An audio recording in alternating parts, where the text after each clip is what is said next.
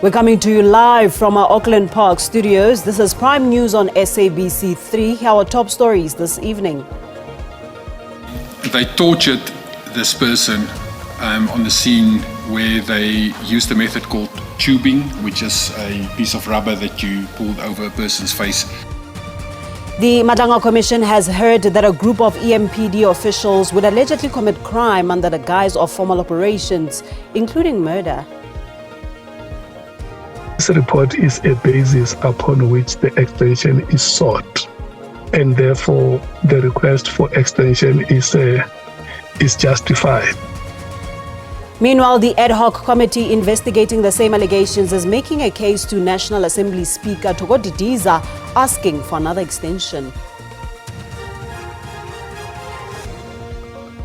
And family members of Apartheid-era victims and survivors have expressed concern that the current adjournment of the TRC cases inquiry to the 26th of this month is a delaying tactic.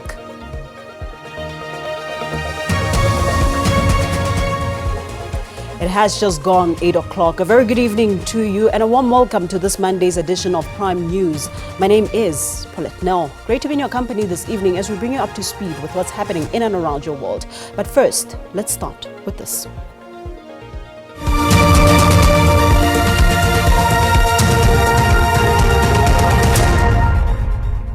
The Madanga Commission has heard that a group of EMPD officials would allegedly commit crime under the guise of formal operations, including murder. This as retired EMPD Deputy Chief of Police Revo Spies continued his testimony, which delves into the extent of which alleged lawlessness plagued the Ekurhuleni Metro Police Department, an institution which alleged cartel member Vusimuzi Kat Matlala allegedly enjoyed a beneficial relationship with. The alleged rot that prevailed in the Ekurhuleni Metro Police Department was laid bare by retired EMPD Deputy Chief of Police, Revo Spies, who illustrated several instances of alleged lawlessness that took place in the unit. This includes a 15th of April 2022 incident where a group that included EMPD officials, along with civilians, allegedly tortured and murdered a person in the Brakpan area.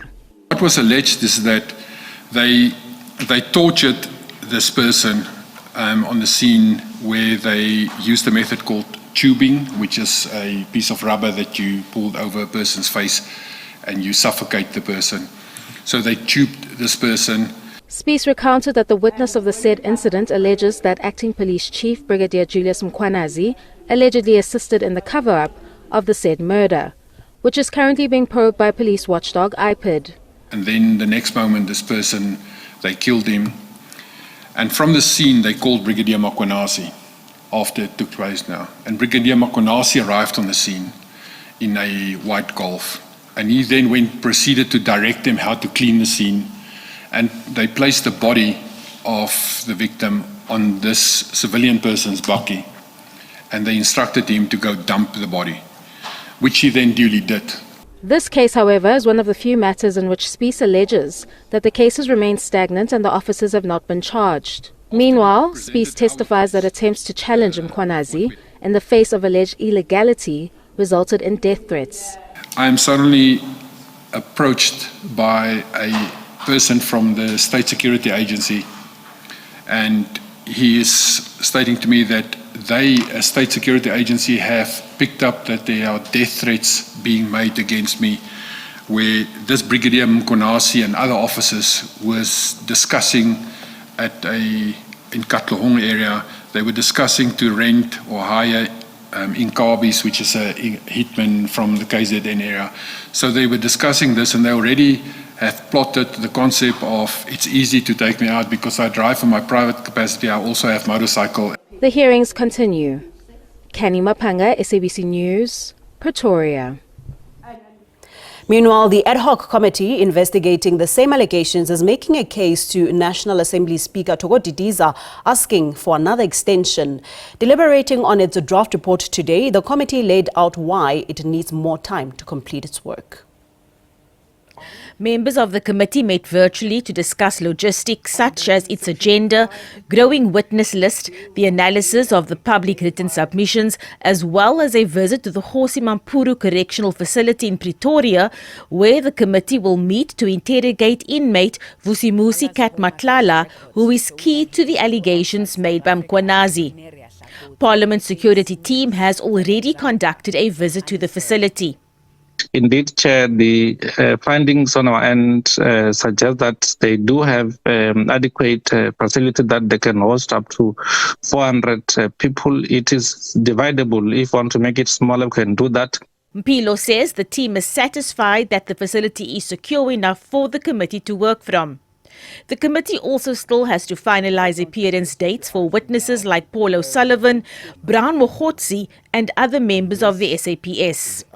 This report is a basis upon which the extension is sought. It is not a report that is meant for, like, if you listen to what Nicolette say, that this is just a draft. But in the last meeting, the members have said, when you write a letter of extension, requesting extension to the Speaker, it must be accompanied by a brief report of what the committee has done. MPs mostly agreed with the request for an extension, but have cautioned that a reasonable date needs to be set and that they cannot sit indefinitely. This week, National Prosecuting Authority Head Advocate Shamila Batoy and Chief of Staff for the Police Ministry Cedric Nkabinde will appear before the committee. Abra Bobia, SABC News, Parliament. To this now, family members of Apartheid-era victims and survivors have expressed concern that the current adjournment of the TRC cases inquiry to the 26th of this month is a delaying tactic. The inquiry was adjourned to allow the National Prosecuting Authority and the Justice Ministry to file a formal application for the recusal of the Commission's evidence leader, Advocate Ishmael Semenya SC. The NPA's objection is based on the fact that Semenya advised it on its prosecutorial policy sometime in the past, arguing that it is therefore inappropriate for him to be involved in the inquiry where the NPA is a respondent. Taking place and in attendance, family members of victims of apartheid-era crimes. But to their surprise, there was another setback. The National Prosecuting Authority and the Department of Justice are to file their founding papers in the application for recusal by Wednesday, the 12th of November, and answer thereto by Monday, the 18th of November, a reply, if any, by Thursday, the 20th of November. Family members are disappointed in the development. Other family members also believe there is interference. For Lukanyo Kalata, whose activist father, Fort Kalata, was one of the Craddock Four murdered by security police in the then Port Elizabeth in 1985. The postponement is a delaying strategy that won't work. When you're guilty, you try to delay as much as you can because that's the only strategy that you have, which is delay. And again, unfortunately, they've succeeded today, but they won't be able to delay the start of this commission forever. As interest grows, it is not known how long the commission will take to do its work, but it's adamant that it needs more time before it can deliver its final report. Nhlanhla Khatlane, SABC News, Johannesburg. Up next, MK Party MP and former President Jacob Zuma's daughter, Duduzile Zuma Sambudla, pleads not guilty to terror charges in Durban, while Gauteng government rushes aid to Etwatwa fire victims. Stay tuned. Host broadcaster of the G20 South Africa 2025. Welcome back. To this now, some alleged instigators who were part of the social media groups that incited public violence during the July civil July civil unrest had international links to countries like Cuba. The Durban High Court heard evidence from state's first witness, the Hawks' Major General Gopal Govender, who is a national coordinator for unrest investigations. Govender is testifying in the trial of Umkhonto weSizwe's party's member of Parliament, Duduzile Zuma Sambutla, who is charged under the Terrorism Act. Witness Major General Gopal Govender, who was the national coordinator of the 2021 July unrest, told the court that while it took police 4 years to arrest Zuma Sambutla, the state has a strong case against her. Govender testified that she used her tweets to intentionally and unlawfully encourage the public to engage in acts of violence under the banner #FreeJacobZuma. The court also heard that there were more than 160 WhatsApp groups created with the intention to cause public disruption during the 2021 July unrest in KwaZulu-Natal and Gauteng. Govender further testified that through metadata, investigators traced some members of the WhatsApp groups to Cuba and told the court that the unrest was funded by unknown individuals. The MK party believes the case is politically motivated. The mere fact that you cannot have a nexus, and that's the word he was using, the Major General, and from a tweet and then link it directly to any malicious activity that was happening during that time in 2021, that alone tells you that there is no case and that they're at pains and they're desperate in terms of trying to actually pin something down on Comrade Duduzile. The state is expected to call its second witness on Tuesday. The trial continues. For SABC News, I am Jade Paulser in Durban. Acting Police Minister Professor Feroz Kachalia says a revised strategy to fight gang violence will be implemented in provinces like KwaZulu-Natal and Gauteng, where the problem is prevalent. Kachalia was meeting with community leaders at the Johannesburg Metro Police Department headquarters in Sophiatown following the recent mass shooting in Westbury that claimed the lives of 2 teenagers and left 5 others wounded. From me and the MMC, the 2 deputy ministers and the SABC leadership is that we are committed. We want to make another effort at tackling this enduring problem. It's 2-3 decades. It goes back many decades, but it is now taking on a character that is very alarming because it involves the proliferation of guns. We've got to deal with that matter. Made a commitment as the City of Johannesburg to implement bylaws, which we think it will assist us in reducing some of the impact, dealing with shops that are not licensed because some of the substances come through that, dealing with lolly lounges, almost said lollipops, so that we sort out those things ourselves as the City of Johannesburg.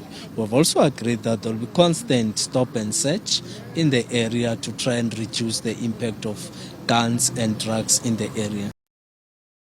The Gauteng government says it will dispatch resources to assist the victims of a shack fire that claimed 5 lives in Etwatwa in Ekurhuleni. The incident happened last night when a shack caught fire and all 5 occupants died. Ekurhuleni Emergency Services personnel were dispatched to contain the fire, but unfortunately, those inside did not survive.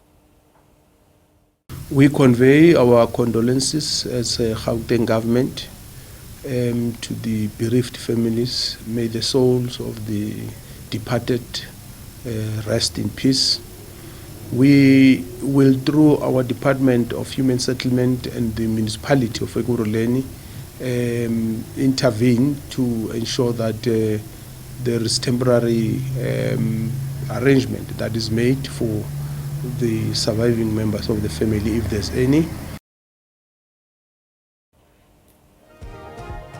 After the break, BBC Chair Samir Shah apologizes for error of judgment in a Trump speech edit, sparking leadership shakeup.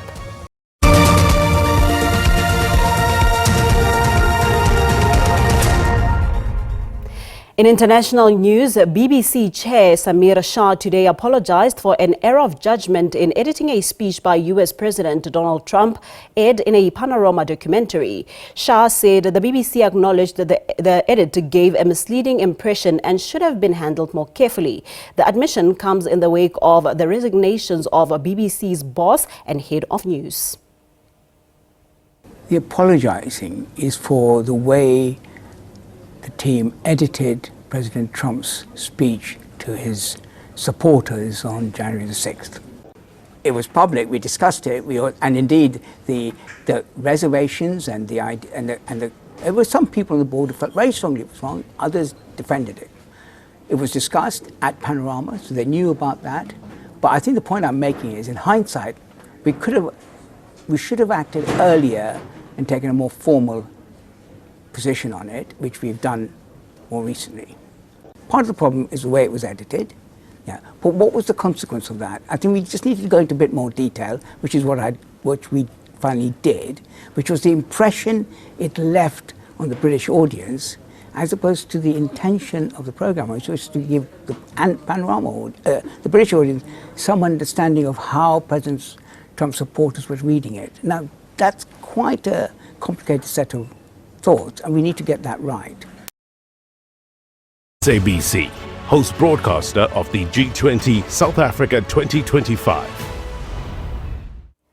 And now here's the latest market update as at 7:30 this evening.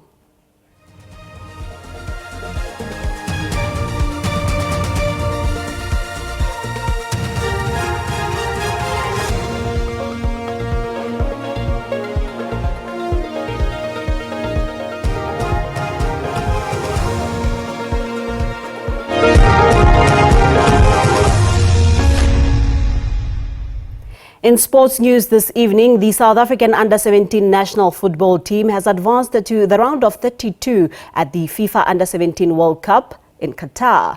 Amajimbosi achieved this feat for the very first time despite a 3-1 defeat to European champions Italy last night. It was a gutsy performance by the South African national under-17 side in Qatar, and Amachimbos defied the odds, even though there was a cloud over their heads before jetting off to the under-17 World Cup due to lack of preparation. They've qualified for the knockout stage, but coach Vela Kumalo and his team were the first to admit that the match against Italy was a litmus test for Amachimbos. We played a very structured team. I've been saying it, a very tactical, superior team. I think we tried our level best. There were certain moments where I thought we are in the game and we contained them and all of that. You can tell that it is a team that it's well oiled. It's playing very good football. The future of South African football is bright. This talent now needs to be nurtured on and off the field. This bunch of players that we are having are going to make the country very proud, and they will grow and become better players. I so hope that whoever that we get, we execute our plan to the latter. If we can do it right, I can tell you anything is possible, like I've been saying it.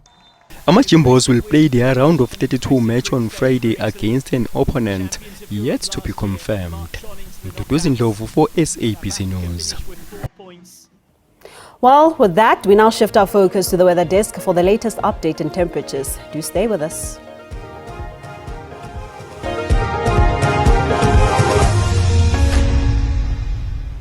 Good evening and welcome. Let's take a look at what to expect weather-wise for tonight as well as tomorrow. Clear skies over the extreme southwestern parts of the country. Otherwise, partly cloudy to cloudy conditions with a broad band of isolated to scattered showers and thunder showers widespread over the northern parts of the Eastern Cape. Now, tomorrow, starting off with early morning fog patches over the western, southern, southeastern as well as the northeastern parts of the country. Those fog patches expected to reduce visibility to less than a kilometer in places. Otherwise, expecting isolated to scatter showers and thunder showers over the central, northeastern, as well as the eastern parts of the country. South African Weather Service warning of severe thunderstorms this evening over the interior of KwaZulu-Natal into Mpumalanga, Gauteng, western parts of Limpopo, and in places over the northwest, as well as the Free State. Tomorrow, mainly over the interior of KwaZulu-Natal, northern parts of the Free State, and into the northwest. So those storms possibly resulting in heavy downpours of rain, strong damaging winds,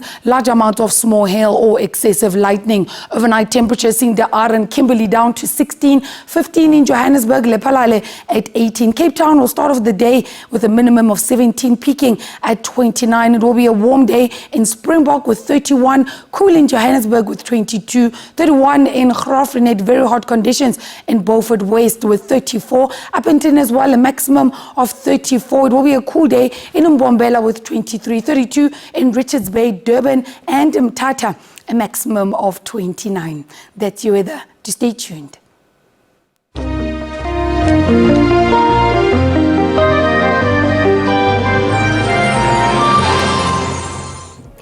We're going to have to park it here for tonight. Much gratitude for joining us. Let's meet again next time. For now, it's good night. God bless. Pula.